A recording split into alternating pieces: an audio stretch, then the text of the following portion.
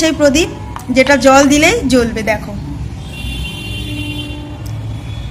দেখো জল দিয়েছি আর জ্বলে গেছে, দেখতে পাচ্ছ? তো চলো এটাকে সাজানো যাক।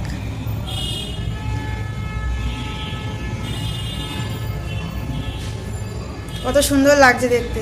লাইট অফ করলে বেশি সুন্দর বোঝা যাবে। তো চলো লাইটটা অফ করি, তারপরেই দেখতে পাবো কতটা সুন্দর লাগছে। এই দেখো বন্ধুরা কতটা সুন্দর লাগছে, দেখো কালারিংয়ের। জল দিলেই প্রদীপ জ্বলবে, তেল ছাড়া কিন্তু। আর এদিকে আমার প্রদীপ ধরানো হয়ে গেছে, মায়ের সামনে দিয়েছি, মা সরস্বতীর সামনেও দিয়েছি।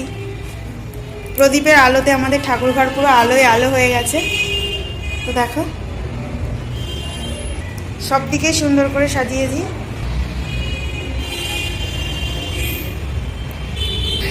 অন্ধকারে কিন্তু প্রদীপের আলো বেশি সুন্দর লাগে দেখতে। এগুলো ছাদেতে দিয়েছিলাম, নিভেও গেছে।